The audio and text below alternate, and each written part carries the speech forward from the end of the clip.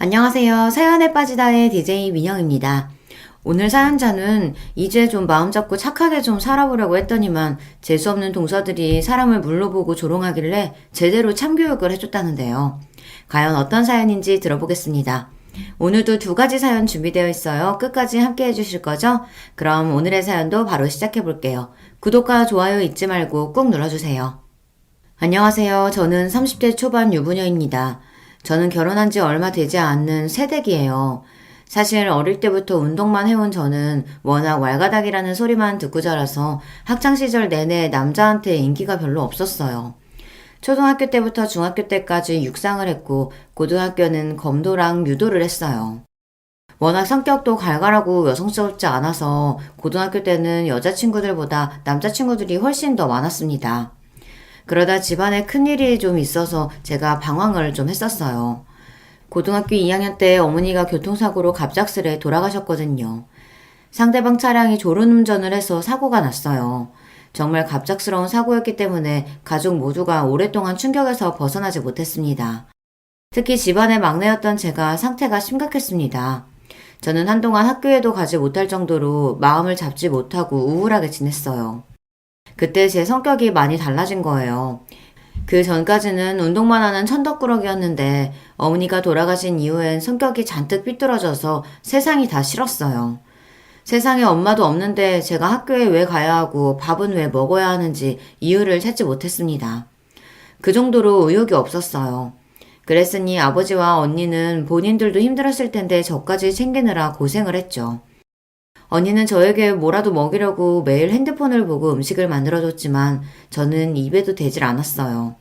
제가 아무것도 먹지 않아 계속 말라가는 것도 문제였지만 그전에도 운동만 하고 공부는 전혀 안 하던 제가 학교까지 가지 않으니 생활기록부가 난리가 났죠. 지희야, 니만 모르는 건 아닌데 여기서 더 학교 빠지면 올해 수업 일수 모자라서 내년에 다시 2학년으로 다녀야 할지도 몰라. 그러니까 조금 힘들더라도 학교에는 나오는 게 어떠니? 아침마다 담임선생님과 친구들에게 연락이 왔습니다. 한 친구는 아침마다 모닝콜을 해주고 집 앞까지 데리러 오기도 했어요. 하지만 저는 아무것도 하고 싶지 않았습니다. 이대로 바닥으로 푹 꺼지든 하늘로 솟아나든 이 세상에서 사라지고 싶다는 생각만 들었어요. 결국 저는 수업 일수를 채우지 못해 고등학교를 1년 더 다녀야 하는 상황이었어요. 그쯤 되니 아버지와 언니도 제 꼴을 봐줄 수가 없다며 학교는 무조건 나가야 한다고 다그쳤습니다. 너만 힘들어? 아빠랑 네 언니도 마음 다 잡고 또 잡고 간신히 버티면서 사는 거야. 안 그래도 힘들어 죽겠는데 너까지 보태지 마 제발. 그 전까지는 제가 무슨 짓을 해도 다 괜찮다고 받아주기만 하시던 아버지가 결국은 폭발을 하신 거죠. 아버지는 제발 학교에 가라고 제 손을 끌어당기면서 펑펑 눈물을 쏟았습니다. 저는 아버지가 그렇게 우는 모습을 처음 봤어요. 어머니가 돌아가셨을 때도 눈물을 애써 훔치며 꾹꾹 참으시던 아버지였는데 저를 와라 껴안으며 울부짖었어요. 지희야, 아빠도 너무 화가 나고 억울해. 하지만 제발 엄마가 원하는 건 이런 게 아니라는 거 너도 알잖아. 제발 정신 좀 차려. 아버지의 떨리는 어깨와 제 손등으로 떨어지는 아버지의 눈물이 제 가슴을 아프게 만들었습니다. 저는 아버지의 떨리는 어깨를 꼭 안아드렸어요. 그날 이후 간신히 정신을 차린 저는 학교에 갔습니다. 저보다 1살 어린 친구들과 학교에 다닌다는 게 쉬운 일은 아니었지만 그래도 아버지와 언니를 생각하며 성실하게 다녔어요. 다른 친구들보다 1년 늦게 고등학교를 졸업한 저는 대학을 진학하지 않고 1년간 배낭여행을 떠났습니다. 주변 친구들은 모두 저를 이해하지 못했어요. 고등학교도 남들보다 1년 더 다녀서 이미 20살인데 대학도 진학하지 않고 배낭여행을 다녀오면 그때는 어떻게 살 거냐고 걱정을 했죠. 하지만 저는 그런 걱정은 하지 않았습니다. 인생이라는 게 절대 계획대로 되지 않는다는 걸 저는 이미 뼈저리게 체감한 후였기에 남들처럼 뻔하게 살고 싶지 않았어요. 1년간의 배낭여행을 다녀온 저는 대학에 진학하지 않고 무작정 닥치는 대로 아르바이트를 했습니다. 배낭여행을 하는 동안 돈이 부족하면 아르바이트를 해서 충당했거든요. 언어가 미숙하고 경험이 없어도 그냥 없는 대로 닥치는 대로 다 했어요. 한국에 돌아와서도 저는 아무 계획 없이 제가 하고 싶은 대로 하면서 살았습니다. 그러다 보니 예기치 않은 사건, 사고도 많았어요. 식당에서 설거지 아르바이트를 할 때는 사장이 아주 고약한 사람이었는데 자꾸만 알바비를 안 줘서 결국은 식당에 있는 그릇을 다 깨부수고 나온 적도 있어요. 옷가게에서 아르바이트를 할 때는 상습적으로 환불하러 오는 손님과 머리끄댕이를 잡고 싸운 적도 있습니다.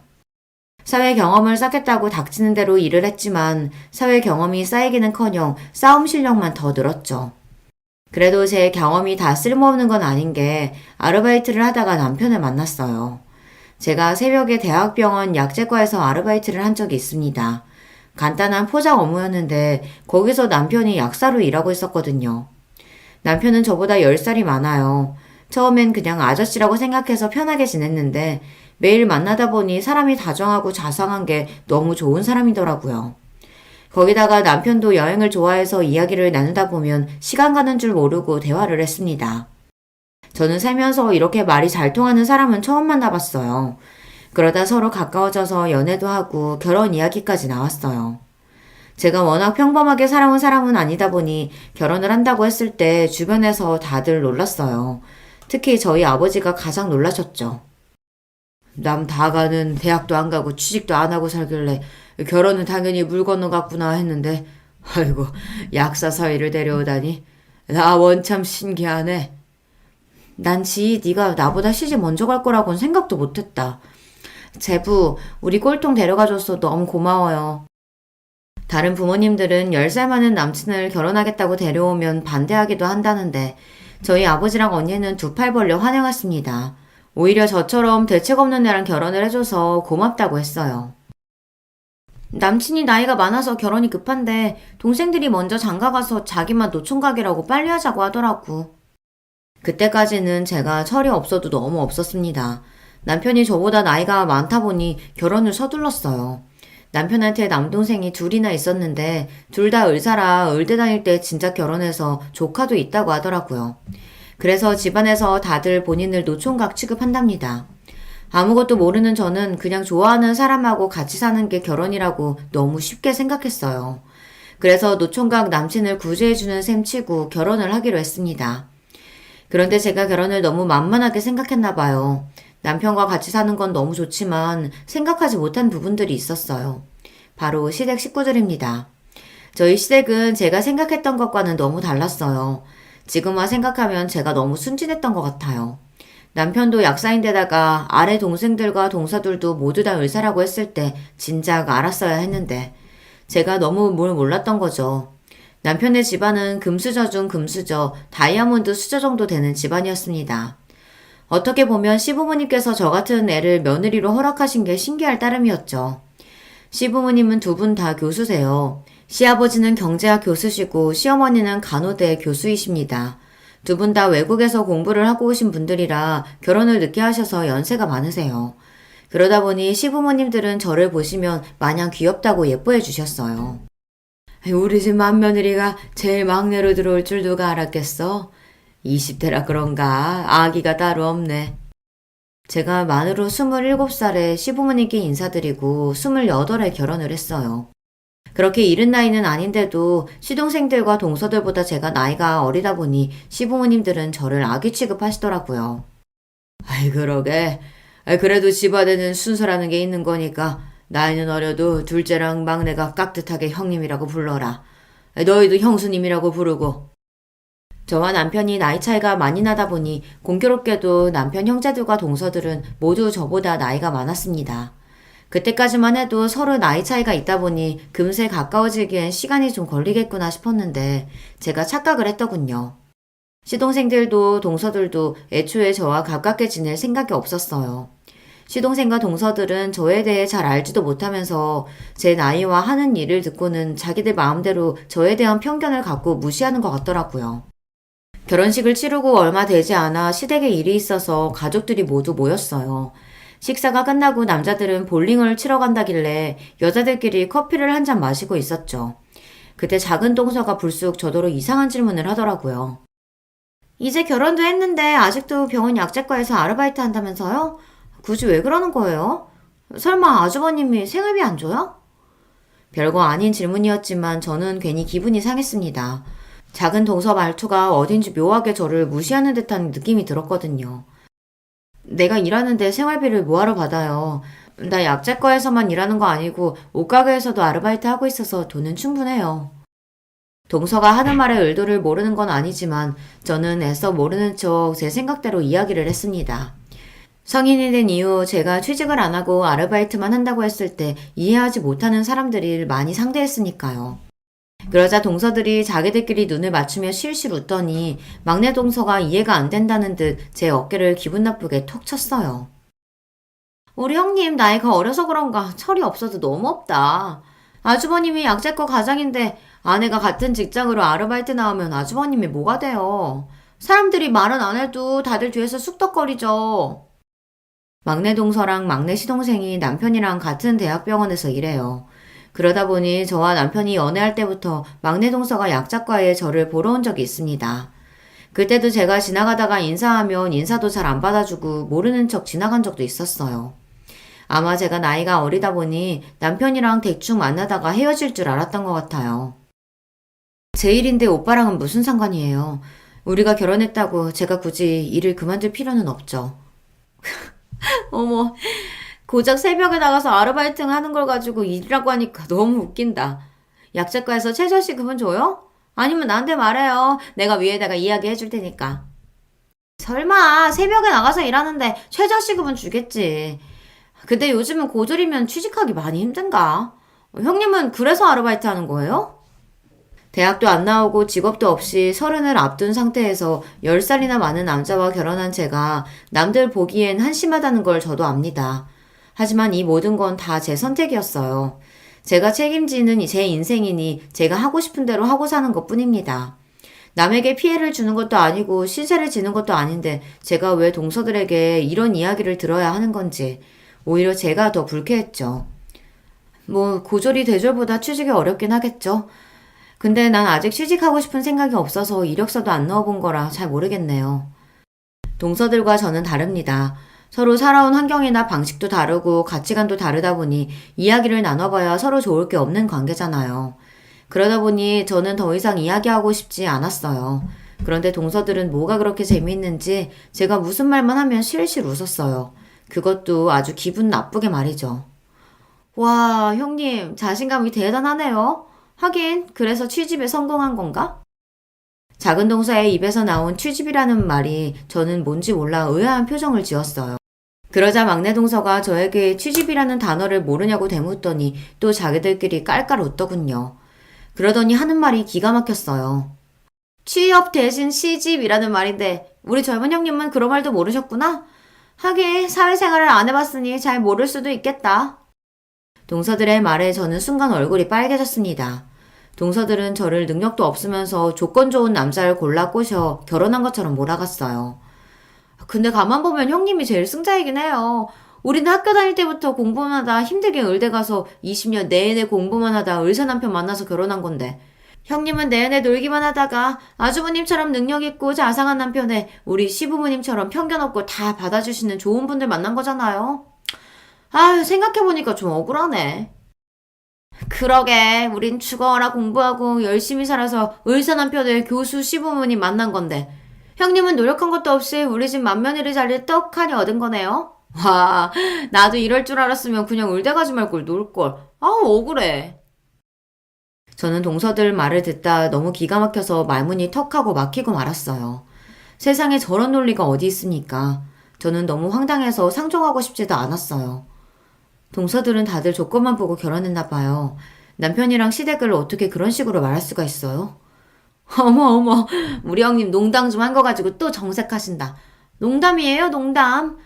역시 우리 형님이 사회성이 좀 부족하다니까. 저는 동서들과 대화를 하다 보면 도마 위에 생선이 된 것만 같은 기분이 들었어요. 물속이 아닌 허공에 붕붕 떠 있는 것도 불안한데 자기들 마음대로 이쪽으로 썰었다 저쪽으로 썰었다 사람을 가지고 노니까요. 그러던 어느 날이었습니다. 시어머니 생신이라 며느리들끼리 선물로 오래된 냉장고를 바꿔드리기로 했어요. 그래서 동서들이랑 셋이 백화점에서 만났습니다. 사실 저는 만나기 전부터 이미 긴장한 상태였어요. 결혼하고 시댁에서 동서들을 만날 때마다 썩 유쾌한 이야기를 나눈 적이 없었기 때문에 오늘은 또 동서들이 뭘 가지고 사람을 괴롭힐까 걱정됐거든요. 더군다나 남편이나 시부모님도 없이 셋이서만 만나기로 했으니까요. 그런데 역시나 동서들은 저를 가지고 놀리려고 작정을 하고 왔더군요. 냉장고를 고르고 잠깐 커피숍에 들어가 이야기를 나누는데 막내 동서가 또 뜬금없이 사람을 긁는 이야기를 꺼냈어요. 냉장고가 600만 원이니까 새 집이 200만 원씩 내면 되겠네요. 어머, 참, 이건 그냥 큰 아주버님께 말씀드릴 걸 그랬나? 큰형님은 200만 원 내기 어려우실 거 아니에요. 동서는 그런 말을 그렇게 대놓고 해. 형님 아르바이트해서 생활비도 간신히 벌 텐데 200이 있겠어? 당연히 없지. 형님 지금 안 주셔도 되니까 아주버님한테 이야기해서 200만 원 저한테 보내주세요. 제가 결제할게요. 저는 살다 이런 사람들은 처음 봤습니다. 저는 초, 중, 고 내내 운동을 해서 그런지 한 번도 애들한테 놀림을 받는다거나 따돌림을 당한 적이 없어요. 가끔 남자애들이 놀려서 제가 발차기만 한 번 하면 다들 놀라서 그때부터는 일절 안 놀렸거든요. 물론 학교에 여자애들끼리도 서로 험담하고 괴롭히는 애들이 종종 있긴 했지만 그때는 어릴 때잖아요. 동서들은 40이 된 나이에 의사시긴 하는 사람들이 고작 이제 갓30이 넘은 저에게 왜 이렇게까지 하는 건지 이유를 알 수 없었습니다. 단순히 본인들은 열심히 공부하고 의사돼서 이런 좋은 시댁을 만난 건데 저는 아무것도 한 거라고는 없이 좋은 시댁을 만나 편하게 누리고 사는 것 같으니 뭔가 억울하고 화가 나는 걸까 싶기까지 하더라고요. 아무리 그래도 특별한 이유도 없이 만날 때마다 사람을 무시하는데 저도 슬슬 화가 나고 스트레스가 쌓이더군요. 동서들이 내 걱정해주는 건 고마운데요. 나 20살부터 아르바이트 시작해서 모아놓은 돈 많아요. 결혼할 때 혼수랑 예단도 아버지 도움 없이 내가 다 할 정도로 모았는걸요. 그러니까 돈 200만 원 없을까봐 내 걱정할 필요 없어요. 냉장고 값은 내가 오늘 결제할 테니까 동서들이 편할 때 나한테 돈 보내줘요. 저도 괜히 자존심이 상해서 냉장고 값은 제가 먼저 내겠다고 큰 소리를 쳤습니다. 이건 돈에 대한 문제가 아니에요. 동서들의 마음 깊은 곳에 박혀있는 저에 대한 편견이 자꾸만 저를 건드렸습니다. 나이 어린 손윗동서라는 게 나이 많은 동서들에게는 쉽지 않다는 거 저도 잘 압니다. 그래서 저도 실수 안 하려고 시댁에만 가면 항상 긴장하고 조심하려고 했어요. 자꾸만 저를 무시하는 동서들에게도 저는 책 잡히고 싶지 않았고요. 그래서 말도 꼬박꼬박 존댓말을 했습니다. 그런데 동서들은 저를 너무 배려하지 않았습니다. 아니, 배려까지는 바라지도 않아요. 보통 다른 동서들끼리 지내는 정도로만 해줘도 너무 고마울 것 같아요. 그러던 중 동서들과 일이 또 있었는데요. 제 기억에 시어머니 생신 때였던 것 같아요. 시어머니께서 냉장고도 마음에 들어 하시고 예약한 식당도 맛있어서 시어머니의 생신 파티가 기분 좋게 마무리되는 것 같았습니다. 그러다 시어머니 생신 케이크를 함께 먹으려고 잠깐 시댁에 들렸어요. 그런데 주방에서 함께 케이크와 커피를 준비하던 동서들이 굳이 또 학교 때 이야기를 꺼내며 또 저를 자극하기 시작하더라고요. 흥미없는 학교 이야기에 저는 끼고 싶지 않아 동서들의 대화에 참여하지 않았습니다. 묵묵히 커피를 준비하고 있었어요. 평소에도 동서들은 툭하면 둘이 의대 때 이야기를 하거나 인턴 때 힘들었던 때 이야기를 하면서 저를 자주 따돌렸었거든요. 그런데 그날은 이상하게 굳이 저에게 질문을 해주더라고요. 형님은 이런 이야기 재미없나? 하긴 형님이랑 우리랑은 나이 차가 있어서 세대 차이 나기는 하겠다. 형님이 나랑 7살 차이니까 11학번인가? 아니다, 12학번? 에이, 형님. 큰형님 대학 안 나왔잖아요. 학번이 어디 있어요. 대학은 안 나왔어도 친구 중에는 대학 간 사람 있을 거 아니에요. 친구들이 12학번이에요? 저는 이제 와서 동서들이랑 학번 이야기를 왜 해야 하는 건지 이해가 되지 않았어요. 하지만 대충 받아줬습니다. 그런데 그게 또 화근이 돼서 동서들이 신이 났어요. 친구들은 12학번인데 난 고등학교를 1년 더 다녀서 만약 대학 갔으면 13학번이에요.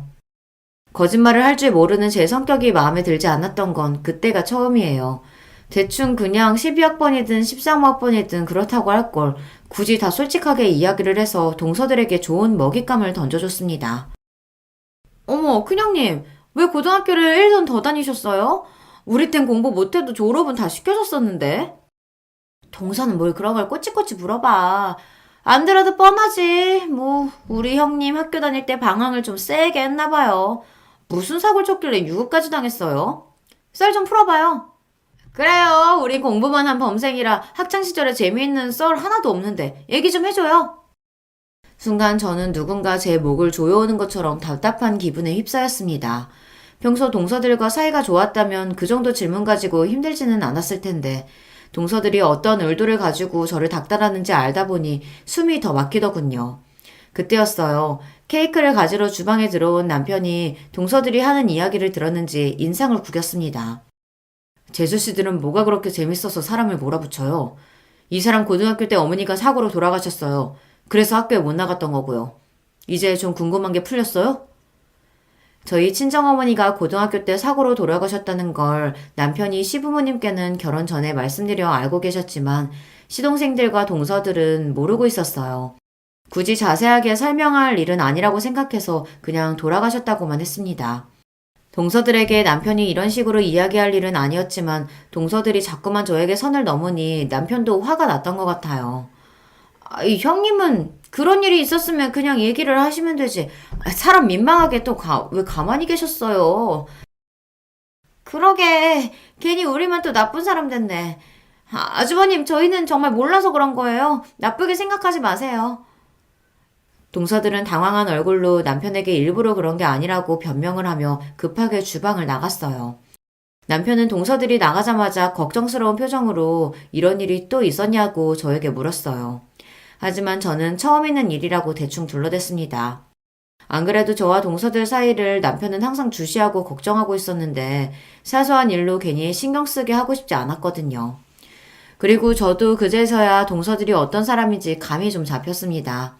사실 그 전에는 동서들이 저를 무시하고 말도 안 되는 막말을 했어도 시간이 지나면 저러다 말겠거니 했어요. 저보다 나이도 많고 배울 만큼 배웠다는 사람들이니 그 정도로 개념이 없는 사람일 거라고 생각했거든요. 그런데 제가 사람을 잘못 봐도 한참 잘못 봤더군요. 동서들은 개념이 없는 정도가 아니라 기본적인 인성 자체가 글러먹은 인간들이었어요. 저는 상정할 필요 없겠다 싶었습니다. 하지만 제가 아무리 상정하고 싶지 않다고 해도 가족으로 엮인 관계이다 보니 아예 안 보고 살 수는 없었습니다. 그나마 다행인 거는 동서들이 둘 다 의사다 보니 병원 일이 바빠 시댁 행사에 자주 빠지는 일이 많았어요. 명절에도 병원에 일이 있으면 출근을 해야 한다고 해서 명절에 시댁에 며느리는 저만 간 적도 허다했습니다. 그때마다 시부모님은 저에게 부담을 주는 것 같다고 저도 오지 않아도 된다고 하셨어요. 이번 명절에 둘째 막내 둘 다 근무를 하고 명절 지나고 온다고 하네. 우리는 제사도 없고 특별히 할 일 없으니까 그네 너도 그냥 일찍 친정 가서 쉬어. 아니면 둘이 여행이라도 다녀오든지. 동서들이 거지 같아도 제가 시댁에 가는 걸 싫어할 수 없는 게 시부모님은 너무나도 좋으신 분들이에요. 주변 친구들한테 이야기하면 세상에 너희 시부모님 같은 분들이 없다고 할 정도로 너무 좋으세요. 평소에도 절대 먼저 전화하시는 일도 없고 제가 안부 전화를 일주일에 한 번 정도 드려도 번거롭게 전화하지 않아도 된다고 편하게 이야기해 주시죠. 거기다가 명절에도 일이 있으면 올 필요 없다고 항상 먼저 이야기를 해주세요.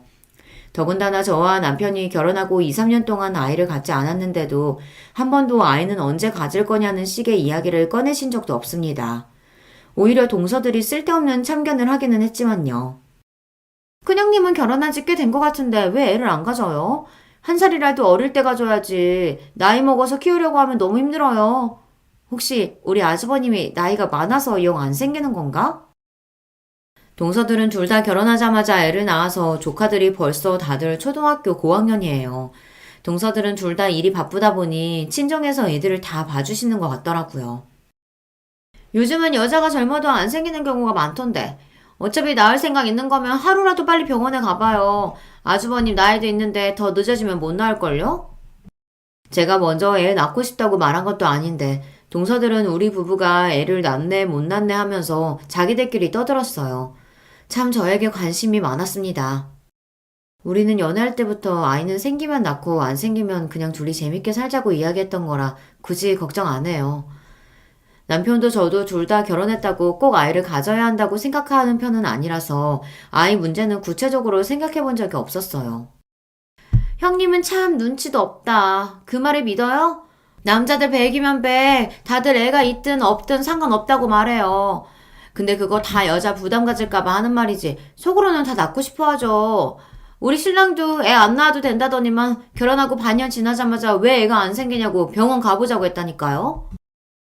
동서 말이 맞아요. 아주버님 우리 애들 태어났을 때 얼마나 예뻐했는데요. 자기 자식 낳으면 아주 난리 날걸요? 아, 맞다. 아주버님 아기 엄청 좋아하시지? 우리 큰형님이 빨리 아기 하나 낳아줘야겠네. 동서들과 이야기를 나누다 보면 마음이 항상 무겁고 답답해요. 듣다 제가 알아서 하겠다고 한마디 하려던 참이었는데 저희 이야기를 들으셨는지 시어머니께서 나서서 제 편을 들어주셨습니다. 너희들은 아직 결혼한 지 얼마 안 된 사람한테 무슨 그런 이야기를 하고 있어? 애 낳고 말고는 부모가 될 사람들이 결정하는 건데 큰애들이 둘이 어려나 알아서 하겠지. 시부모님과 대화를 하다 보면 시부모님이 아니라 마치 친정 부모님과 이야기를 하는 것 같다고 느낄 때도 많아요. 엄마가 일찍 돌아가셔서 제가 결혼한 모습을 엄마가 보셨다면 어땠을까 가늠이 되진 않지만 그래도 언제나 저를 먼저 생각해 주시는 시부모님이 있어서 마음이 든든했습니다. 그렇다 보니 저는 시부모님이 굳이 올 필요 없다고 하셔도 알아서 시댁에 자주 갔어요. 명절에도 오지 말라고 하셔도 제가 먼저 일찍 찾아뵙고 인사를 드렸습니다. 한 번은 명절에 저희 부부와 시부모님과 함께 여행을 가기로 했습니다. 동선애들은 다들 바쁘다고 해서요. 시아버지께서 전에 일본에 한 번도 가본 적이 없다고 하신 게 생각나서 일본 온천 여행을 제가 예약했거든요. 제가 20대 때 배낭여행으로 혼자 갔던 일본 시골 온천이 있었는데 너무 좋았었거든요. 역시나 시부모님도 너무 좋아하셨어요. 여행을 갔다 와서도 주변에 여러 번 이야기하실 정도로 너무 좋았다고 하시더라고요. 내가 미국이며 유럽이며 안 가본 나라가 없었는데 일본 시골에 가서 이렇게 즐겁게 지내다 올 줄은 몰랐다.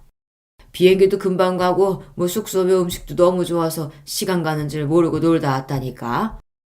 우리 큰며느리 덕분에 우리가 아주 호강했어.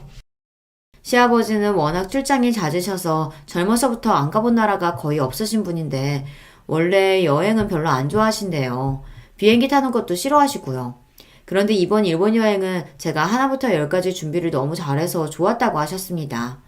물론 여행 준비하느라 고생한 저를 생각해서 하신 이야기라는 걸 알지만 그래도 가족들 앞에서 너무 좋았다고 계속 이야기를 해주시니 저도 뿌듯했어요. 그런데 시아버지께서 저를 칭찬하시는 게 동서들은 또 마음에 안 들었나 봐요. 굳이 싫은 소리들을 한마디씩 보태더군요. 큰형님, 천상 고민 줄 알았더니만 이제 보니 아주 여유가 따로 없네요. 우리 바쁜 틈에 어느새 그렇게 아버님께 여우짓을 해서 점수를 땄어요. 아버님이 아주 큰형님 칭찬만 해서 우리는 아주 민망해 죽는 줄 알았어요. 작은 동서는 말로만 저에게 형님이라고 하지 사실 저를 거의 아랫사람보다 못한 취급을 해요. 저보다 나이가 훨씬 많으니 웬만해선 저도 넘어갔는데 그날은 말을 대놓고 재수없게 하더군요. 동서가 내가 많이 부러웠나 보네. 아버님한테 점수 딴 게 부러우면 동서들도 어머님 아버님 좀 챙겨요. 매일 일만 하지 말고. 그날은 저도 시아버지의 칭찬에 어깨에 뽕이 좀 들어갔어요.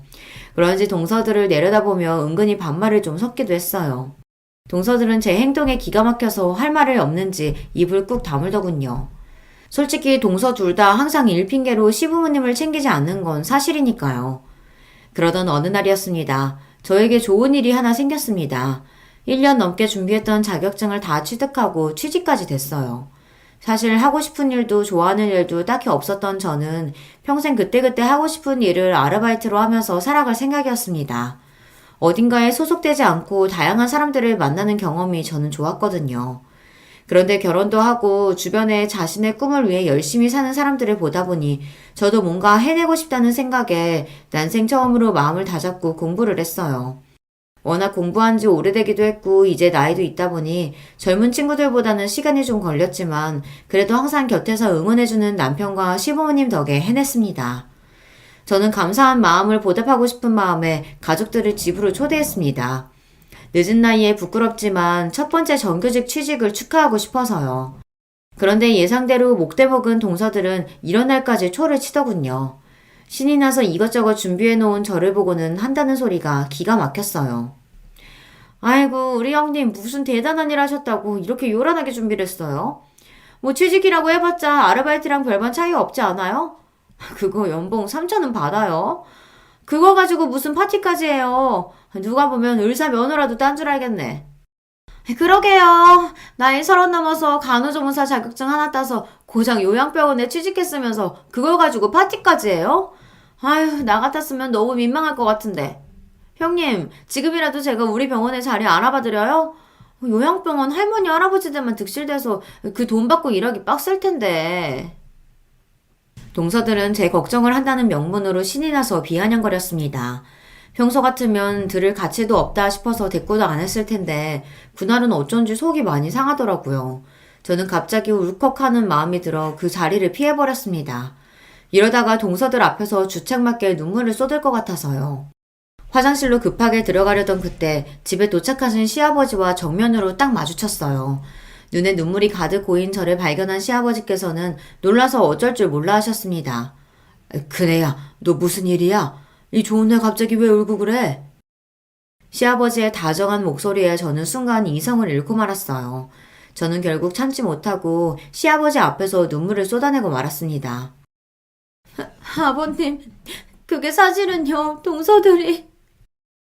시아버지에게 일러바칠 생각은 아니었는데 이미 한 번 터진 울음은 멈출 생각을 하지 않았습니다. 저는 어린아이처럼 눈물을 펑펑 쏟으며 시아버지에게 하소연했어요. 그날 있었던 일뿐만이 아니라 지금까지 있었던 일까지 전부 다요. 평소에도 동서들이 고졸에 제대로 된 직업도 한번 가져본 적 없는 저를 무시하고 가족으로 생각하지도 않았지만 오늘은 동서들의 행동에 너무 화가 나서 도저히 참을 수가 없었거든요. 다른 날도 아니고 저에게 좋은 일이 있어서 기쁜 마음으로 초대한 건데 동서들이 너무 무례했어요. 생각 같아서는 동서들의 머리끄댕이라도 잡고 본때를 보여주고 싶었지만 기분 좋은 날 분위기를 망치고 싶지 않아 꾹 참다 보니 저도 모르게 시아버지 앞에서 눈물이 터져버렸습니다. 시아버지는 제 등을 연신 토닥여 주시더니 그만 울라고 하셨습니다. 제 이야기를 끝까지 들은 시아버지는 순식간에 표정이 차갑게 변해버렸어요.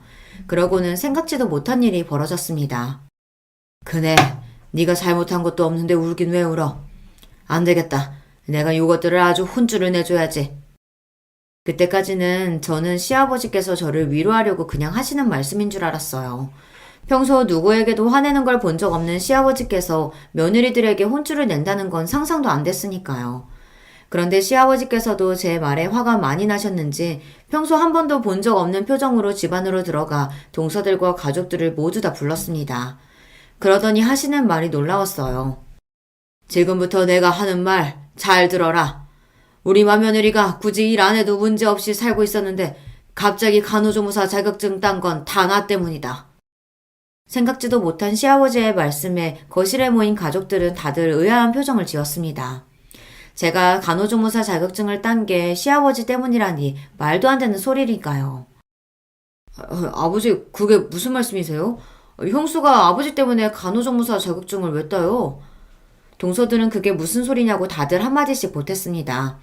그러자 시아버지께서 잔뜩 날카로워진 눈빛으로 동서들을 쏘아보았어요.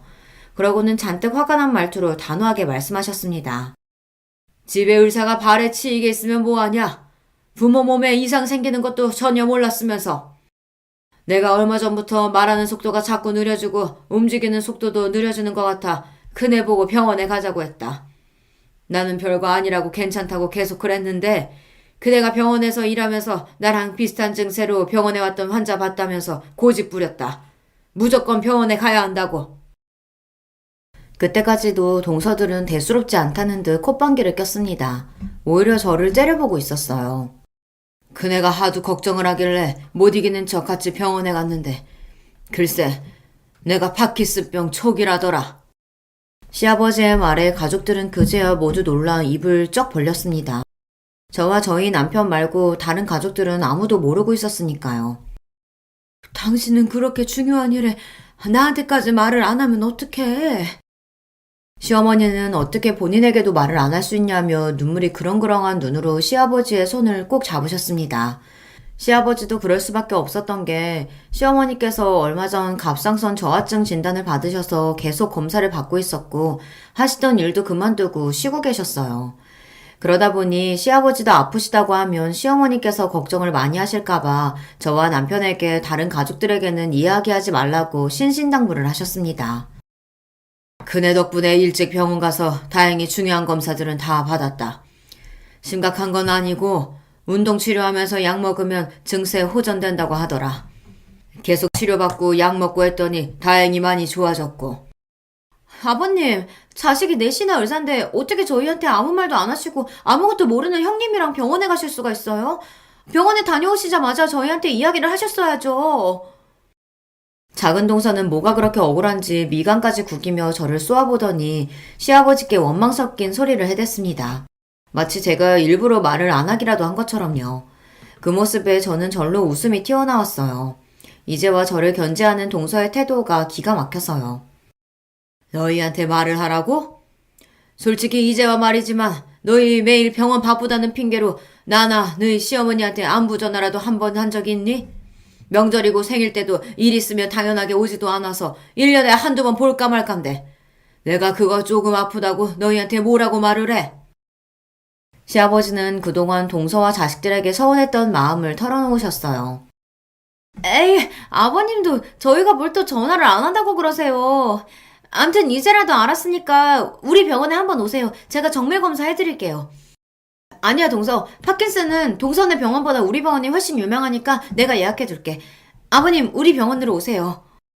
동서들은 그제야 본인들이 병원에 예약을 해둘 테니 자기네 병원으로 오라고 앞다투어 이야기했습니다. 그러자 시아버지께서 피곤하다던 듯 고개를 저었어요. 너희만 의사니? 나도 큰 병원에 아는 녀석들 친구들 많아. 다들 교수의 원장이야. 내가 아는 의사가 없어서 병원에 못 가겠어? 검사는 큰애랑 지겨울 만큼 받았으니까 너희는 신경 쓰지 말어. 아버지, 그럼 왜 그렇게 화가 나신 거예요? 사실 형수가 간호조무사 자격증 좀 딴 게 대단한 일은 아니잖아요. 그거 좀 이야기했다고 이러시는 거예요? 웬만해서 언성을 높이는 법이 없으신 시아버지께서 동서들이 저를 좀 무시했다고 큰 소리를 내시는 게 시동생들도 언짢았는지 불만을 토로하더군요. 그러자 시아버지는 다시 한번 한숨을 깊게 내쉬었어요. 아이고, 이 생각 없는 녀석들. 네 형수 어린 나이에 사고로 어머니 돌아가시고 내내 방황하며 지내다 여행 다니고 이런저런 아르바이트 하면서 여러 사람 만나면서 위로받고 버틴 사람이야. 그런 사람이 시아버지 나 아프다고 뭐라도 도와주고 싶다고 간호조무사 자격증까지 딴 거야. 요양병원으로 취직한 것도 그 병원에 파킨슨 요양 환자가 많다는 소리 듣고 바로 이력서 넣었고 내 병에 대해서 공부해서 옆에서 도와주겠다고. 그 마음이 얼마나 기특하냐? 그랬습니다. 사실 공부에 공짜도 모르는 제가 갑자기 간호조무사 공부를 시작한 건 시아버지께서 파킨슨병 초기라는 것을 알게 된 뒤였습니다. 제가 병원 약제과에서 일하면서 병원에 대기하고 계신 분들을 만날 일이 많았어요. 그분들을 보면서 느낀 게 당신이 아프신 것도 힘들 텐데 항상 자식들 눈치를 보신다는 겁니다.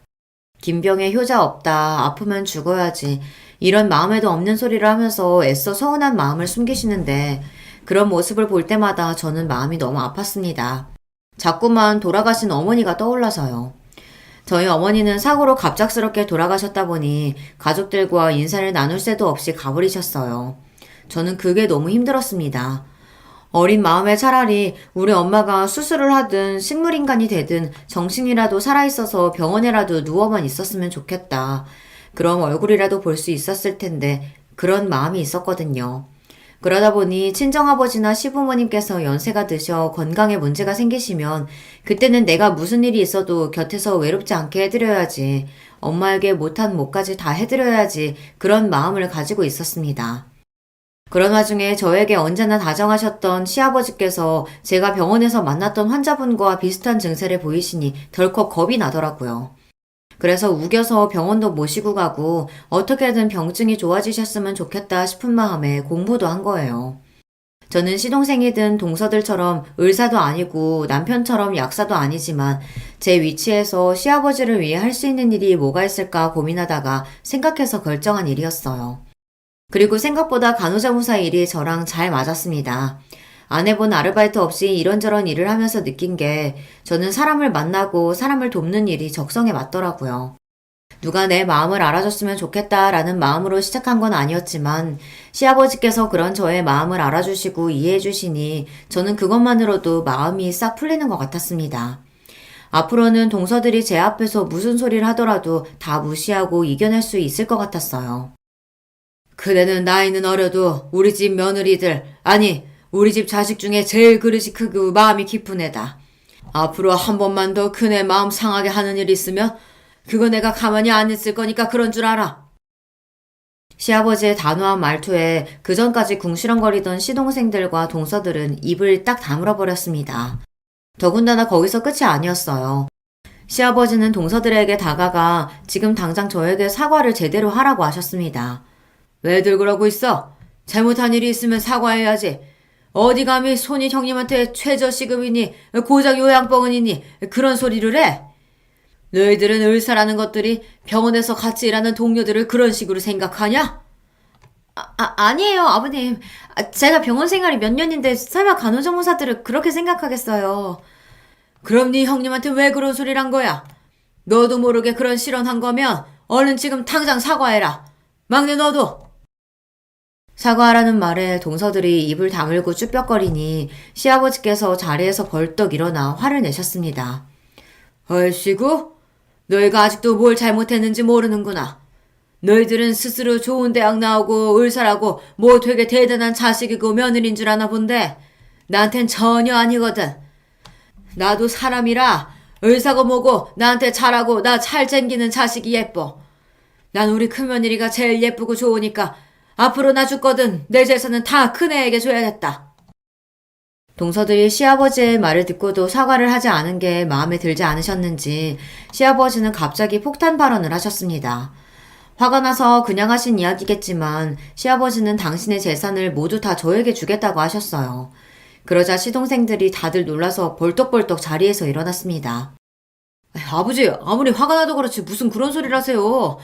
당신 이런 소리 듣고도 그렇게 입 쿡 다물고 있을 거야? 빨리 형수한테 가서 사과해.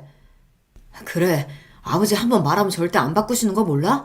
빨리 그냥 잘못했다고 해. 시동생들은 시아버지의 입에서 재산 이야기가 나오자 당황해서는 동서들을 닥달했어요. 빨리 저에게 사과하라고요. 그러자 동서들은 입술을 꽉 깨물며 제게 다가왔습니다.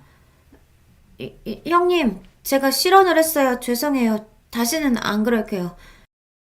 저도 죄송해요. 사과라고 해봐야 시아버지의 호통에 엎드려 절박이었지만 저는 그런대로 기분이 나쁘지 않았습니다. 결혼하고 지금까지 동서들에게 별의별 소리를 다 들었어도 한번 미안하다거나 실언이었다거나 그런 소리는 저 잘난 입으로 들어본 적이 없었는데 풀이 잔뜩 죽어서 잘못했다고 하니 속이 좀 풀리기는 하더군요. 더군다나 그 이후로는 동서들도 제 앞에서 말조심을 했어요. 대단하게 형님 대우를 해주는 건 아니었지만 그래도 전처럼 고졸이네 철이 없네 하는 식의 막말은 전혀 하지 않았고요. 제가 하는 일도 존중해줬습니다. 심지어 시아버지와 저와의 대화에 끼고 싶어서 안달이었죠. 아버님 아침도 안 드셨다면서요? 제가 말씀드렸잖아요. 파킨슨은 규칙적인 식사가 제일 중요하다고요. 요즘 자꾸 늦잠 주무시고 아침 운동도 안 하신다면서요? 그러다가 또 약 늘리시려고 그러세요? 아이고 선생님, 저번에 병원 갔을 때 한 교수가 나 좋아졌다고 하는 소리 같이 들었잖아요. 오늘은 진짜 피곤해서 늦잠 좀 자고 싶어서 그런 거니까 이해해줘요. 자꾸만 제가 시아버지에게 시도 때도 없이 전화하고 찾아와서 잔소리를 하니 시아버지는 저를 선생님이라고 부르셨어요. 담당 교수보다 제가 더 무섭다고요. 아버님, 형님 말이 맞아요. 잠도 좋지만 아침 운동은 꼭 하셔야 해요. 형님도 출근하시기 전에 매일 아버님 운동했나 안 했나 체크하시느라 고생인데 말 좀 들으세요. 시아버지의 폭탄 발언 이후 동서들은 180도 달라졌어요. 물론 사람이 변할 리는 없죠. 속으로는 무슨 생각을 하고 제가 없을 때는 동서 둘이 뭐라고 떠드는지는 몰라도 최소한 제가 있는 앞에서는 이제 저를 무시하는 말을 하지는 않아요. 형님, 제가 의사인데 제 말이 맞죠. 요양병원에서 환자 좀 돌봤다고 그게 단줄하세요? 동서, 형님한테 그게 무슨 말버릇이야. 아니, 제가 형님을 무시한 게 아니라 죄송해요. 제가 원래 성격이 급해서 이건 그냥 실수한 거니까 아버님한테 이야기하지 마세요. 물론 간혹 습관처럼 저를 무시하던 습관이 아직 튀어나오긴 하지만 얼른 말을 주워 담으며 곧바로 미안하다고 사과를 합니다.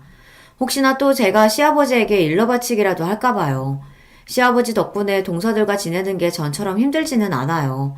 그리고 저도 요양병원 일이 생각보다 고되다 보니 다른 데 신경 쓸 여력이 없습니다. 지금은 제 일과 시아버지의 건강이 제일 중요해요. 그러다 보니 생각 없는 동서들과 신경전을 할 여유 같은 건 없는 거죠.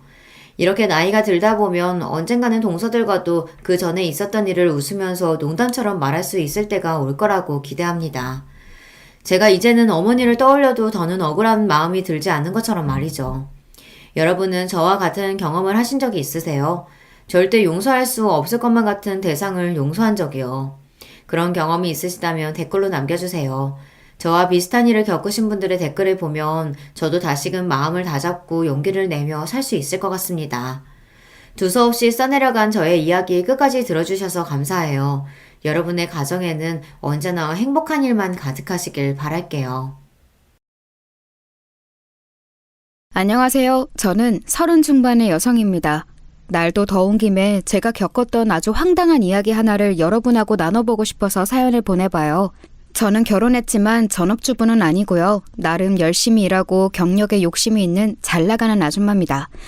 비록 결혼하고 유부녀가 되었어도 최소한의 휴직만 빼고는 계속 일을 하고 있어요. 현재는 변호사로 법조계에서 일을 하고 있습니다. 결혼은 20대 후반에 했어요. 남편은 동갑의 같은 업계 사람이었고요. 사람이 참 순하면서도 착해서 좋아했어요. 사실 제가 이렇게 말하면 많은 분들이 안 믿고는 하는데요. 왜냐하면 남편이 꽤 잘생기고 키도 커서 대부분의 사람들이 제가 남편 얼굴을 보고 좋아했을 거라고 생각하더라고요. 뭐 잘생긴 외모가 분명히 플러스가 된 부분은 있었죠. 하지만 그게 다는 아니라는 거를 잘 알았기 때문에 그저 잘생기기만 했다면 결혼까지 하지는 않았을 겁니다. 저도 나름대로 잘 사는 부모님이 있고 저 자신도 꽤 괜찮은 능력을 가진 아가씨였으니까요. 남편도 사실 제가 그렇게 자신감 넘치는 부분을 좋아했다고 하더라고요. 남편의 집도 괜찮게 사는 집이었어요. 저희 집은 부모님이 두 분 다 의사셨고 병원이 있었는데 남편네는 시아버님이 기업 쪽 좀 높은 분이셨죠. 그렇다고 뭐 장급이거나 그 정도는 아니셨고 승진을 쭉 하셔서 나름대로 임원 자리에는 오르신 분이었어요.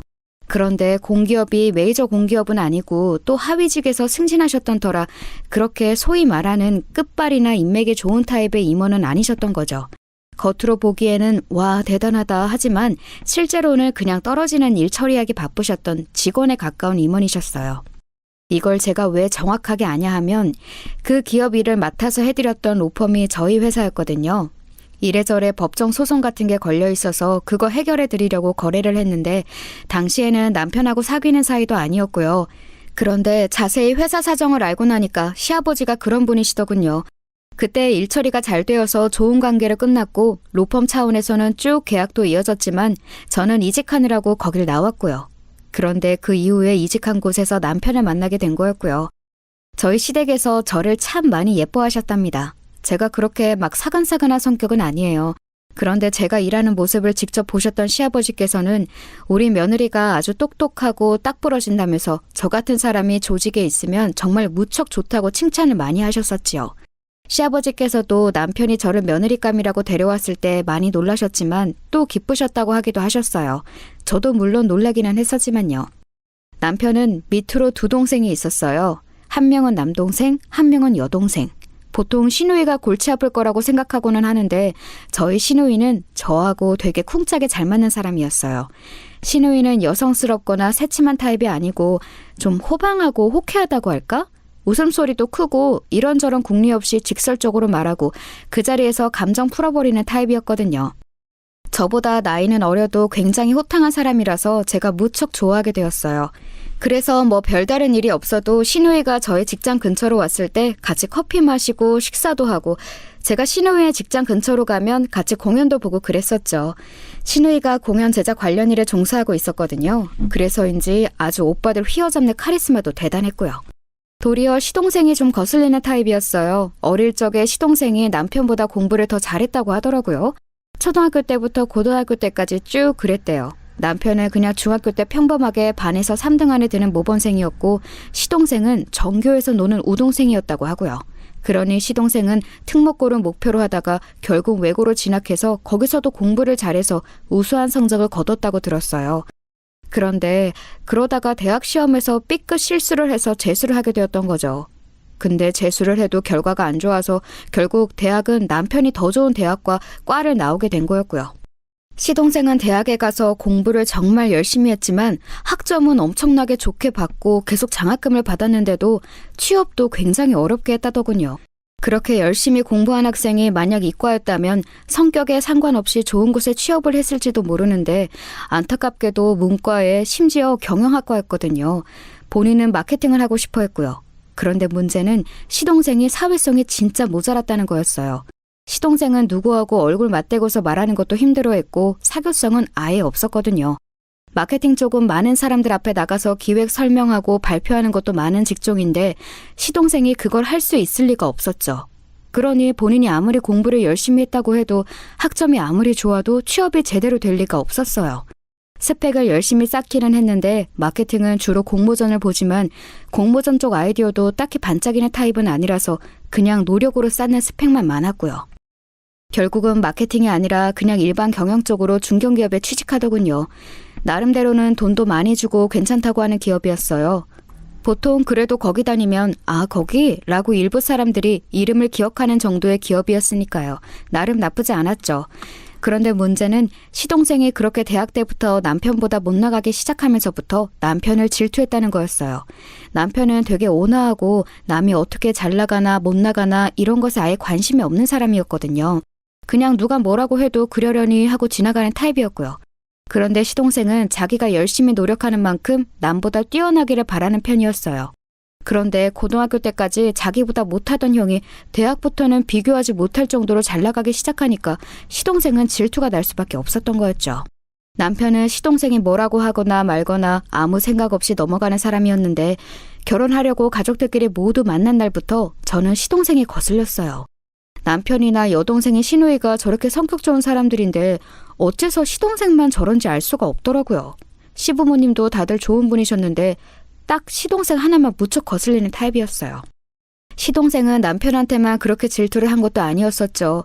심지어 남편 부인, 그러니까 형수인 저한테도 질투를 하더라고요. 예, 제가 로펌에서 변호사로 법조계에서 일하고 있으니 그게 또 고가워 보인 것 같았어요.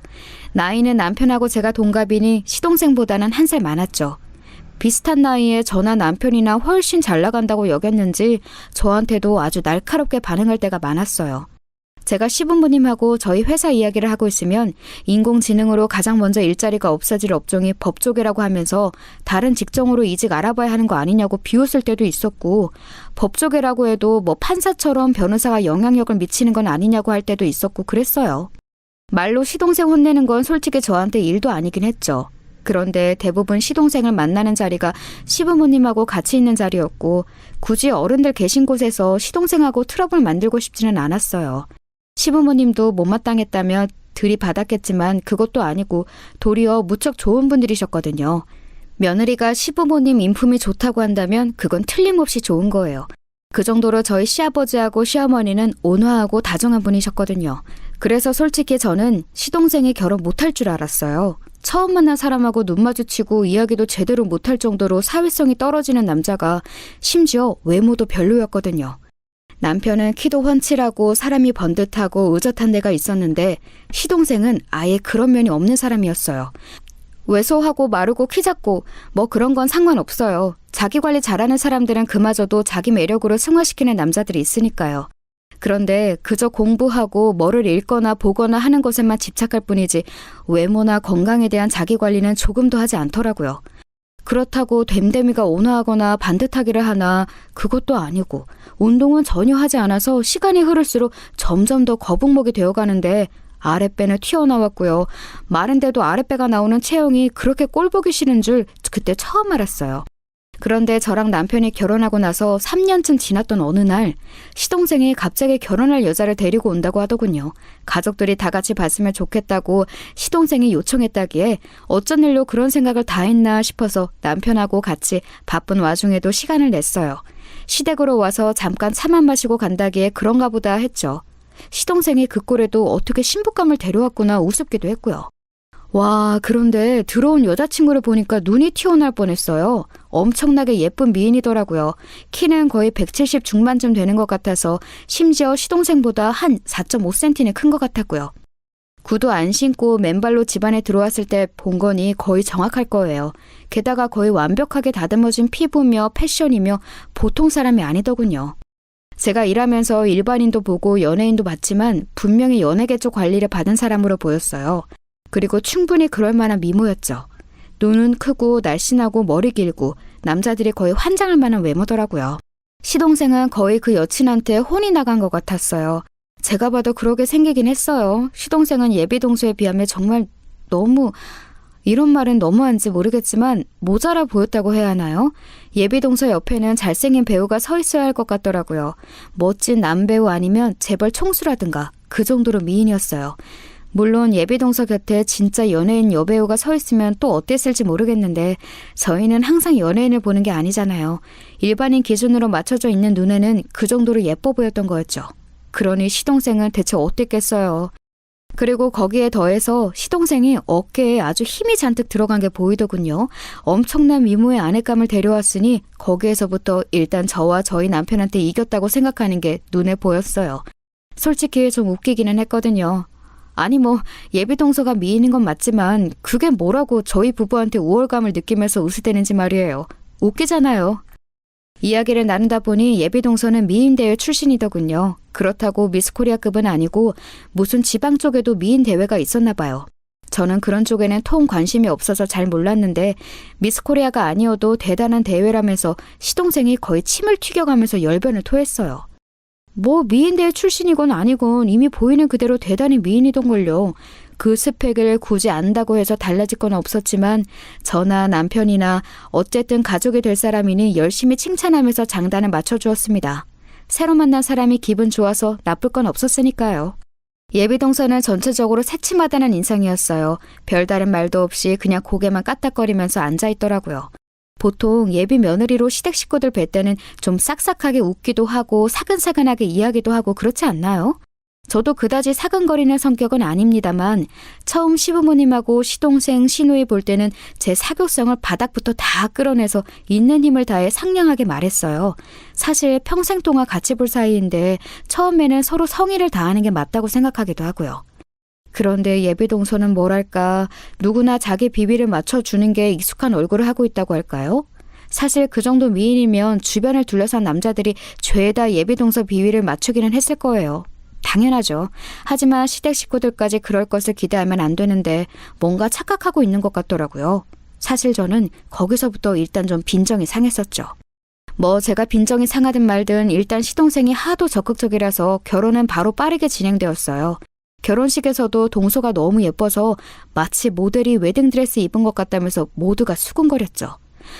동서가 미인이라서만 이야기가 나온 건 아니었어요. 키가 큰 동서가 굽이 낮은 구두를 신었는데도 키가 작은 시동생은 거의 하이힐 수준의 구두를 신어야 했거든요. 보는 사람들 누구라도 다 눈치챌 수 있을 정도로 높은 신발이었어요. 거의 계단이더라고요. 심지어 버진로드 걸어 나오다가 한 번 삐끗해서 진짜 위기의 순간이 있었는데 어떻게 그래도 중심을 잡아서 그나마 엎어지지 않았어요. 솔직히 엎어지는 걸 봤으면 좀 웃기긴 했겠다 싶더군요. 너무 심술 맞을 수도 있지만 제 결혼식 아닌데 어때요? 게다가 그렇게 얄밉게 구는 사람인데요. 웨딩 사진도 한껏 키 속임을 해서 찍어놓고 구두는 거의 계단 수준으로 높게 신어놓고 하여간 웃겼어요. 동서는 시동생이 그렇게 많이 좋지는 않은 것 같더라고요. 그냥 만나본 중 괜찮은 사람이고 또 성실한 사람이기는 하니까 결혼한다는 느낌? 직접 동서가 말한 것은 아니지만 제가 느끼기에는 그랬어요. 사실 동서 정도의 미모면 들이대는 남자가 진짜 많았을 텐데 시동생처럼 솔직히 볼품없는 남자한테 결혼을 허락한 이유가 궁금하긴 하더라고요. 그리고 솔직히 불쾌했던 점은 하나 더 있었어요. 동서가 시댁 식구들하고 만남을 가진 이후에 묘하게 저희 남편을 쳐다볼 때 눈길이 이상하더라고요. 뭔가 부러움이라고 해야 하나? 탐나는 시선이라고 해야 하나? 그런 거요. 남편 직업을 듣더니 더 시선이 강해지더라고요. 남편도 변호사, 저도 변호사라고 하니 이상하게 나를 세워서 절 쳐다봤고요. 그냥 제 착각이겠거니 하고서 넘기려고 했는데 여자 직감이라는 게 그렇게 넘길 수 있는 게 아닌 건 다들 아시죠? 아무래도 동서가 시동생보다는 저희 남편이 좀 더 탐나는 상대라고 생각하긴 하는 것 같더군요. 물론 제가 버티고 있어서 어떤 수작도 못하긴 했지만요. 남편한테 그 말을 했더니 펄쩍 뛰면서 무슨 그런 소리를 하느냐고 놀라기는 했는데 저는 꽤 예민한 편이라서 제 쪽이 결국은 맞았던 거였어요. 동서는 직업이 없었기 때문에 그냥 가정주부로 들어앉았어요. 시댁에서 시어머니가 같이 잘 지내보자고 맛있는 음식을 하시고서는 저 쉴 때나 퇴근 후에 부르시고는 했거든요. 동서도 그때 같이 부르셨는데 오기 싫은 기색이 역력하더군요. 그래도 결혼 초라서 용 빼는 재주는 없는지 꾸역꾸역 오기는 왔는데 시어머니한테 뭔가 태도가 예의가 없었어요. 시어머니가 같이 앉아서 식사하시는데 숟갈 드시기도 전에 이미 본인은 한두 수저는 떠서 먹고 있다든지, 시어머니가 과일 깎아주시면 그냥 그거 낼름낼름 받아먹으면서 자기가 어떤 뒤처리나 자리 정리도 안 한다든지, 하여간 가지가지로 신경 거슬리게 행동을 하더라고요. 저한테 그러는 건 뭐 차마 넘길 수 있어요. 어차피 동기간이고 제가 형하고 결혼했을 뿐 동수하고 어떤 직접적인 관계가 있는 건 아니니까요. 시동생도 한 치 건너 두 치고. 그런데 시어머니는 아니잖아요. 시어머니는 정말 좋은 분이셨고 아들 며느리한테 제대로 된 대접을 받으셔야 하는 분이었어요. 그리고 부모 자식 간의 예의는 놔두고라도 같이 모여서 식사를 하고 다과를 먹는데 아무 일도 안 하고 입만 와서 날름날름 먹기만 하는 사회성을 대체 어디다 쓸 수가 있죠? 저는 대학 졸업 이후로 끊임없이 일을 해왔기 때문에 저런 식으로 사회성 없는 꼬라지를 보고 있기가 힘들더군요. 저는 그래서 하루는 동서를 따로 불러냈어요. 처음에는 자기가 왜 따로 나가냐면서 제 만담 요청에 아예 응하지도 않으려고 하더라고요. 어처구니가 없었는데 안 그러면 집 근처로 가겠다고 했더니 미적거리면서 제 직장 근처로 나왔어요. 저는 농담이 아니라 정말로 연차 내고 시동생네 집 근방으로 가려고 했거든요. 왜요, 형님? 둘러서 부드럽게 말할 수도 있지만 그냥 제대로 말할게. 동서, 요새 어머님께 하는 태도 좀 보기 안 좋아. 네? 저요? 그래. 어머님이 기껏 음식 준비 다 해놓고 부르셨으면 수저라도 놓고 뒤처리라도 하는 게 예의야. 본인 혼자 입만 가지고 와서 음식만 집어먹다 가는 거 대체 어디서 배웠어? 어머님이 손님 대접하겠다고 부르신 거잖아요. 제가 그냥 그 대접만 받은 건데 뭐 문제 있어요? 어쨌든 남이잖아요. 동서는 눈을 동그랗게 뜨고서 대들더군요. 좀 어처구니가 없었어요. 머리는 나빠 보이는 게 고집은 있어가지고 제 잘못한 건 생각하지 않고 덤비려고 들었으니까요. 어머님하고 그냥 손님 주인 사이로 남을 거야? 나중에 우리 시부모님 유산 자식한테만 남겨주실 건데 동서는 자식이 아닌 거지? 네? 뭐라고요? 지금 본인이 남이라며. 그럼 우리 어머님 아버님이 우리를 자식으로 배려해 주시는 거, 베풀어 주시는 거 다 받지 말아야지. 지금 동서네 집도 아버님이 해주셨지? 대체 무슨 생각이야? 남의 집 재산 이야기까지는 안 건드리려고 했는데 얄밉게 구니까 한번 긁어주고 싶더군요. 제가 비꼬듯이 말하니까 확실히 신경이 확 긁혔는지 동서 얼굴이 울그락불그락해지기 시작했어요. 아니, 머리는 나빠서 제대로 말도 못하는 주제에 왜 저렇게까지 못되게 구는 건지를 모르겠더라고요. 동서는 화가 나서 얼굴이 시뻘개져서 저를 노려봤고 저는 그게 그냥 좀 웃기기만 했어요. 솔직히 법조계 일하면서 동서 정도 되는 성질의 사람은 너무 많이 봤고 법정에서 맨날 하는 게 입씨름이잖아요. 동서가 뭐라고 하든 저한테는 그냥 우습게만 보이는 거였죠. 그러다가 동서는 저를 쳐다보더니 갑자기 이러는 거예요. 그 얼굴로 시아주버님은 어떻게 꼬셨어요? 뭐라고? 저는 귀를 의심했어요. 개념 없는 것도 없는 건데 무슨 10대 여고생 싸우는 것처럼 저런 걸로 시비를 걸다뇨. 남녀 관계에서 진짜 조금도 메리트 없을 것 같은 얼굴이잖아요, 형님. 여자는 어쨌든 외모가 제일 중요한데 남자들이 보통 몸매 좋고 예쁜 여자 엉덩이에 손이 가지 똑똑한 여자 엉덩이에 손이 가겠어요? 형님이 어떻게 결혼이나 했는지 의문이네요. 심지어 시아주머님 같이 괜찮은 남자하고요. 아이고. 다른 여자들하고 같이 앉아있으면 형님 진짜 선택 한 번도 못 받았을걸요? 운 좋은 줄 아세요. 시아주버님이 마음이 넓기도 하지. 동서는 저한테 한 방 먹였다는 듯이 의기양양한 얼굴이었어요. 저는 기가 막혀서 별로 대꾸할 가치도 못 느끼고 있었는데 말 다 했다는 듯이 일어나서 가버리더군요. 그런데 동서 말이 다시 생각해보니 조금 찜찜한 데가 있더라고요. 가만히 생각하다 보니까 저런 여자가 우리 시대까지 괜찮은 집안에 들어와도 되나 싶은 거예요.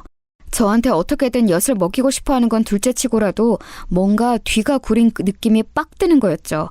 저도 하도 다양한 사건들을 접하다 보니까 뭔가 감지하는 감각이 되게 잘 발달했거든요. 어느 쪽이 구리다 하는 예감이 들면 거의 맞을 정도로요.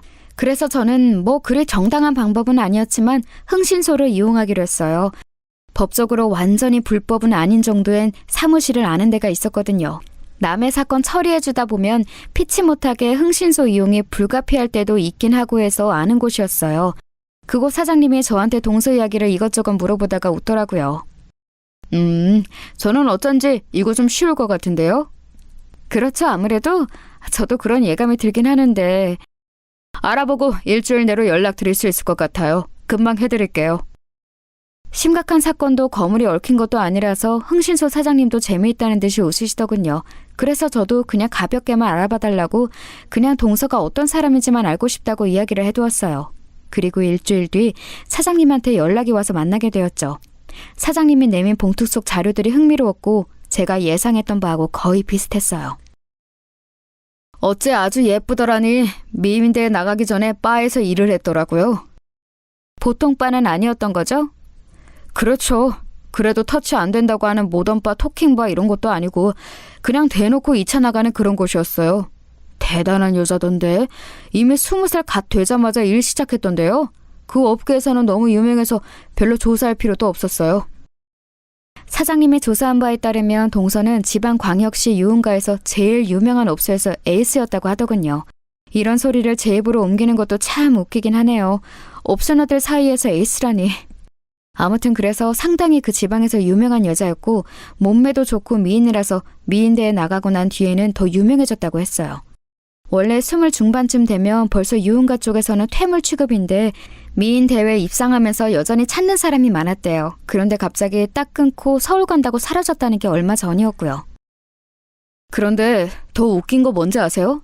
중학교 졸업사진이 대단하더라고요. 어디 좀 봐요. 사장님이 추가로 꺼낸 어느 중학교 졸업 앨범이었는데 사장님이 동서가 몇 반 졸업생이었다고 이야기했는데도 한 30명 정도 되는 반학생 중에서 동서를 전혀 못 찾겠더라고요. 다들 순진하고 귀여웠지만 그렇게 눈에 띄게 예쁜 애는 전혀 없었어요. 사장님이 그중에 한 여학생을 짚으면서 웃었습니다. 이 친구예요. 하지만 이름이 다른데요? 얼굴도 너무 다른데? 얼굴 뜯어 고치고서 개명도 한 모양이더군요. 아, 세상에.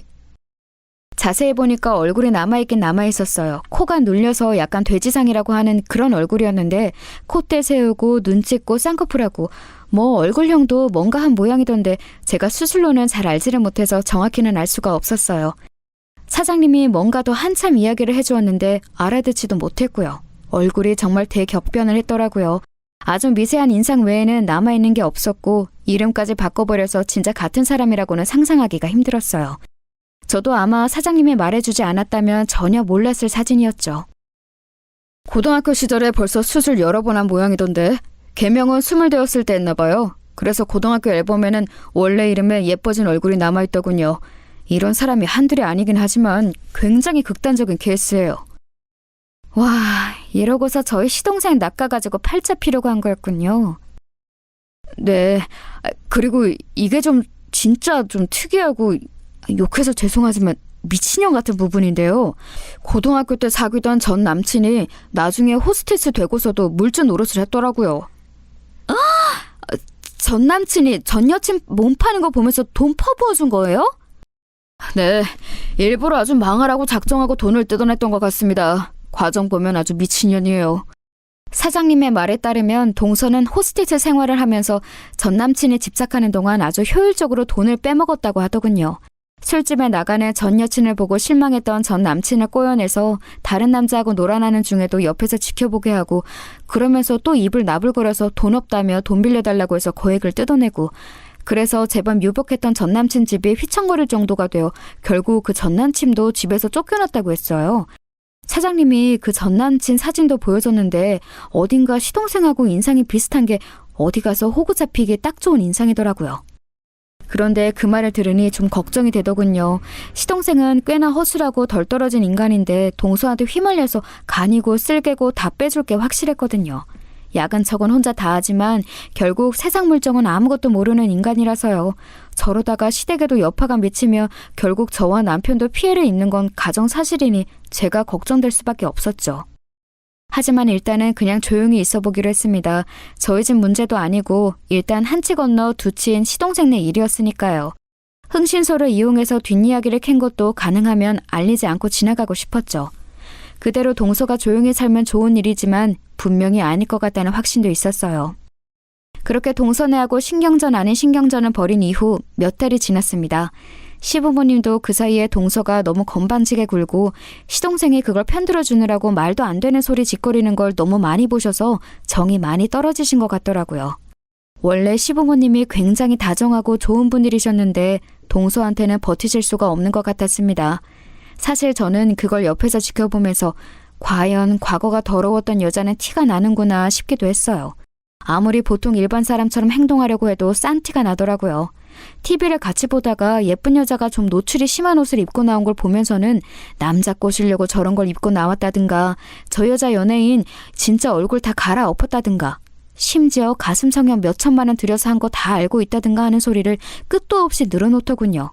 시어머니도 참 교양 있고 고상하신 분이라서 그런 말을 들으면 어떻게 반응해야 할지 모르겠는 얼굴이 되셨고, 시누이는 곧장 사자오라도 지르고 싶은 얼굴이었지만 애써 참는 게 눈에 보였어요.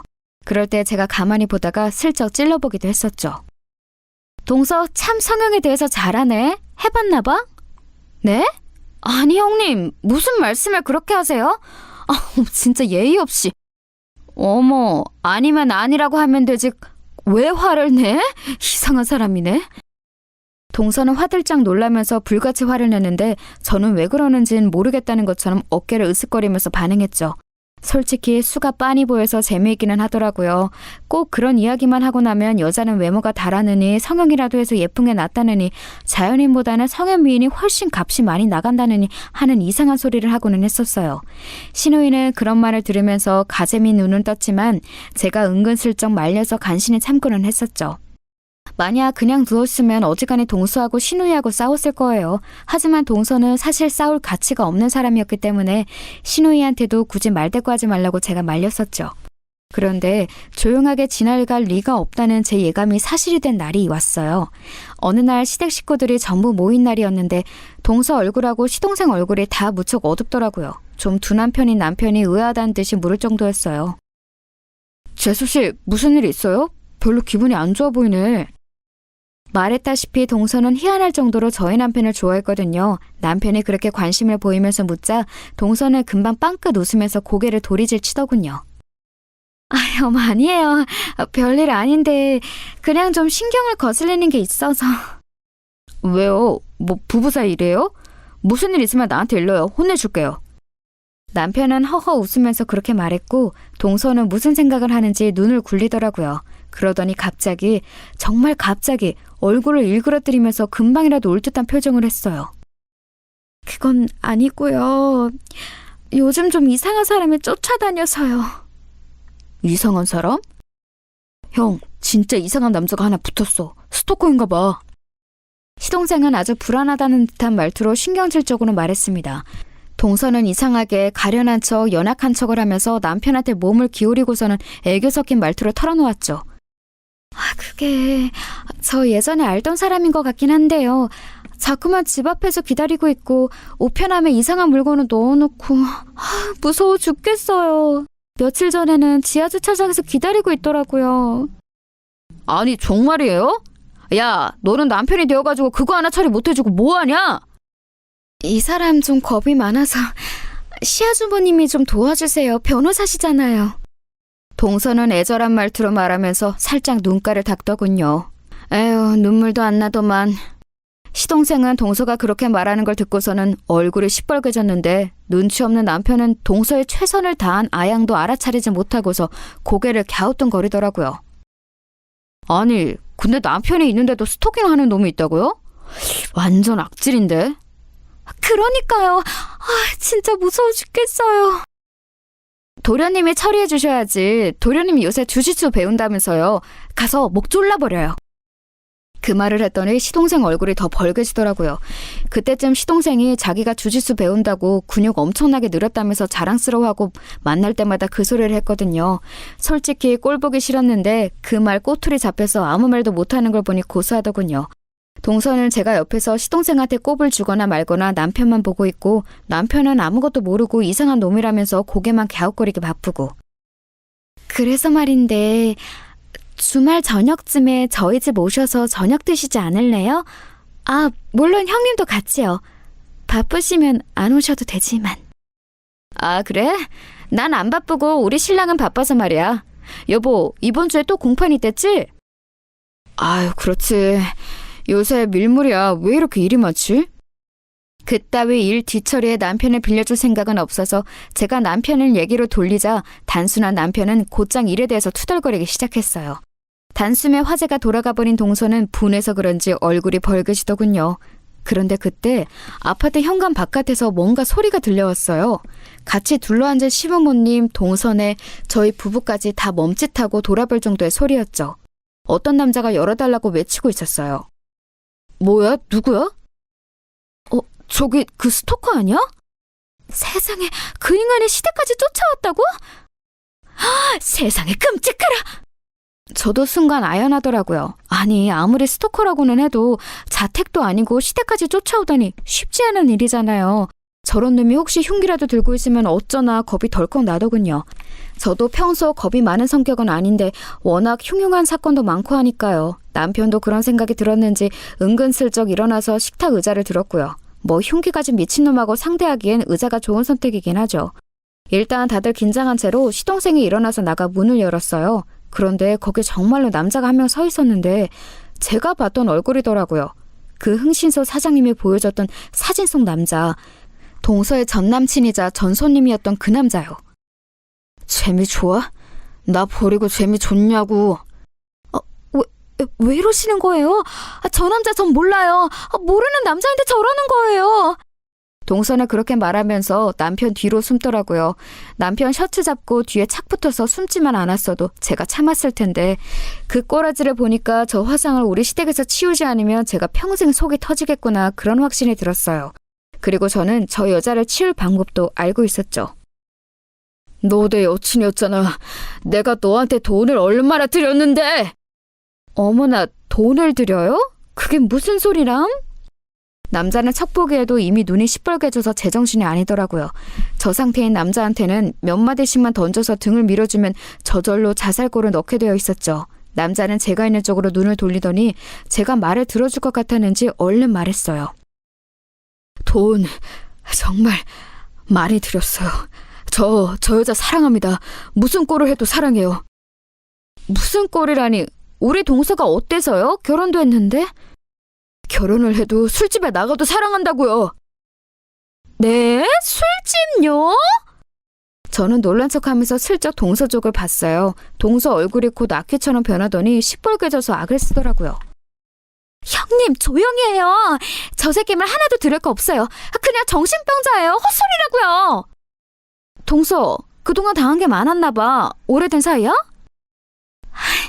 저 새끼한테 내가 그동안 얼마나 오래 당했는데 거의 10년이 다 되어간다고요. 조금 아까 저 남자 모른다며. 오래전부터 아는 사이라는 거네? 제가 지적하니 순간 거실이 조용해졌어요. 뭐라고 말을 얹기 애매해서 나서지 못하고 있던 시부모님도 안색이 변하셨고 시동생도 순간 창백해지더군요.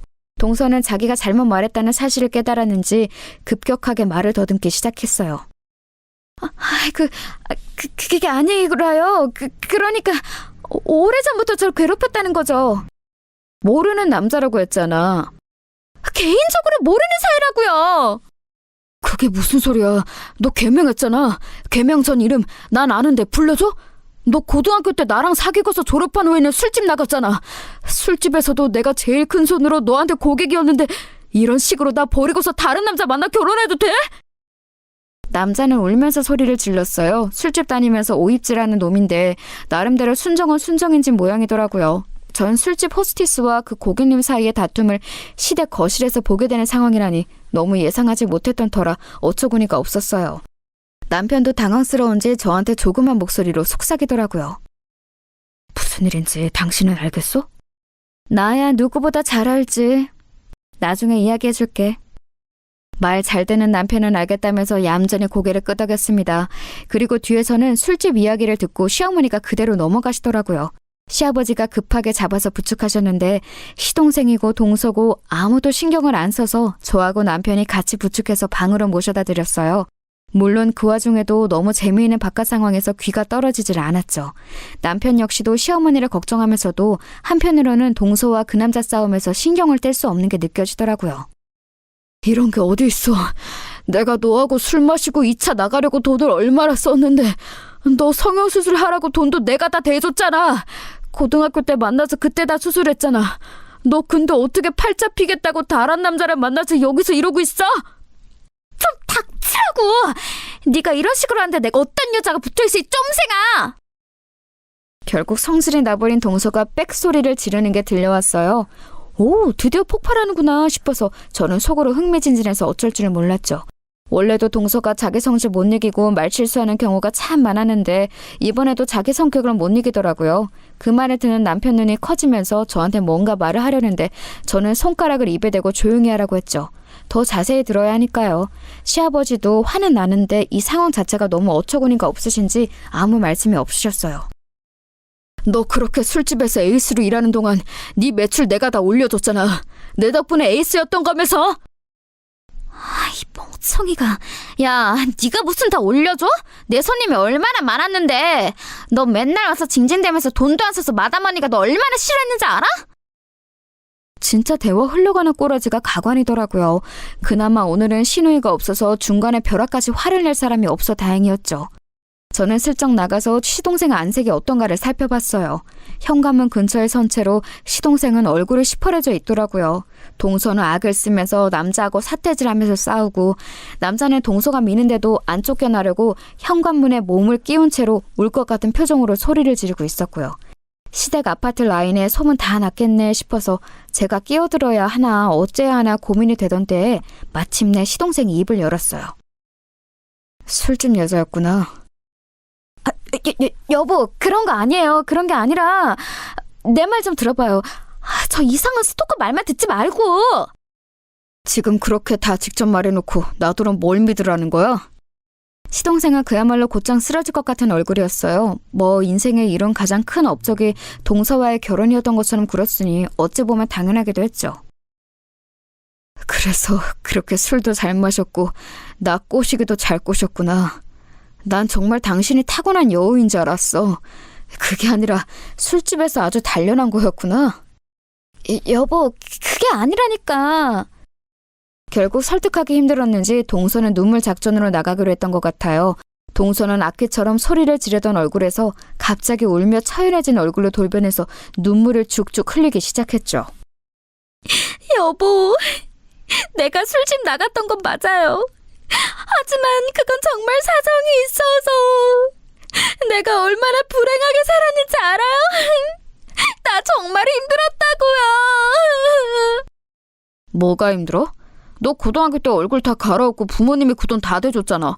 그거 다 받아먹고서 술집 나가서 네 맘대로 살겠다고 도망 나간 거잖아. 내가 다 아는데 어디서 거짓말을 치려고 해? 보통 남자가 너 살아온 인생 다 받아줄 것 같아? 남자는 아주 작정을 한 모양이더군요. 은근슬쩍 뒤에 서서 듣고 있는 저와 남편이 벌어진 입을 다물 수가 없을 정도였어요. 물론 제가 변호사 일을 하면서 상당히 많은 콩가루 집안을 보아오기는 했지만 그게 설마 저희 시댁 시동생 일이 되리라고는 상상도 하지 못했거든요. 제 3자의 일을 보는 것과 그래도 시댁 일을 보는 것하고는 완전히 달랐어요. 동서는 이제 정말 안 되겠는지 그 남자를 끌고서 현관문 밖으로 나가버리더라고요. 남자는 순순히 따라 나갔고 현관문이 닫혔는데도 시동생은 따라 나가지 않았어요. 그냥 명청하게 닫힌 문만 바라보면서 멍하니 서 있더라고요. 그리고 바깥에서 시끄러운 소리가 나더니 결국 둘 다 같이 완전히 나가버린 것 같았어요.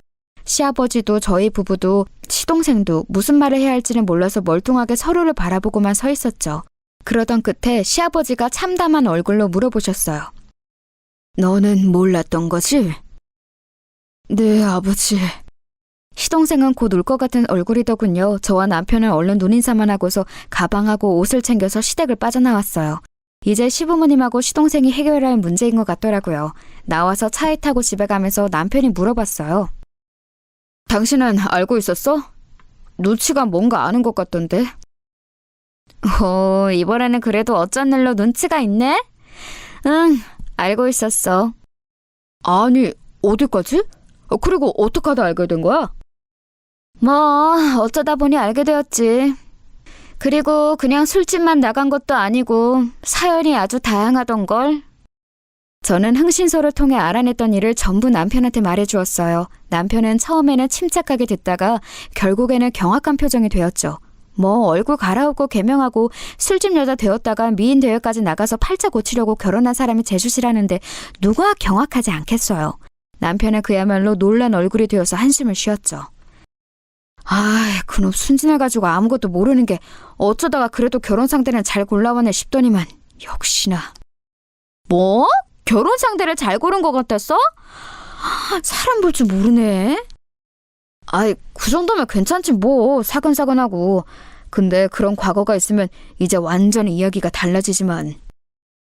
하여간 남자들이란 여자가 좀 예쁘고 상냥하게 말하면 무조건 결혼 상대로 좋은 줄 알더라고요. 하긴 동서가 희한할 정도로 남편한테 좋은 말만 하기는 했었죠. 아마 술집에서 일하던 가락 같기는 했어요. 저는 남편도 시동생도 좀 한심하면서도 뭐 남자들이니 그러려니 해야지 싶었죠. 그 뒤는 뭐 뻔하죠. 다른 건 몰라도 술집에 나갔던 과거를 인정하는 남자가 어디 있겠어요.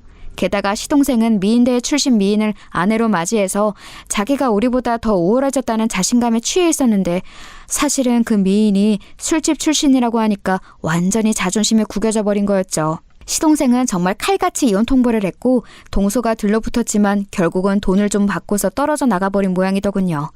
애초에 동서는 신분 세탁해서 팔자를 고쳐보려던 거였기 때문에 그냥 더러워도 돈 먹고 떨어지라는 식으로 위자료를 줘버렸더니 금방 협의 이혼에 동의했대요. 사실 동서가 과거를 속였으니 소송할 수도 있었지만 거기까지는 이야기해주지 않았어요. 제가 알 바가 아니니까요. 시부모님이 그 와중에 마음고생이 참 많으셨지만 그래도 협의 이혼으로 그리 시끄럽지 않게 끝나서 다행이었죠. 동서가 이혼하면서 끝까지 저한테 저주를 퍼부었다고 하긴 하더라고요. 그게 맨날 중간에서 회방을 놓았다고요. 못생긴 게 잘난 남편 만나서 사는 게 무슨 복인지 모르겠다고. 뭐 그렇게나 질투나고 부러우면 본인이 능력 있고 바르게 살았어야죠. 안 그런가요?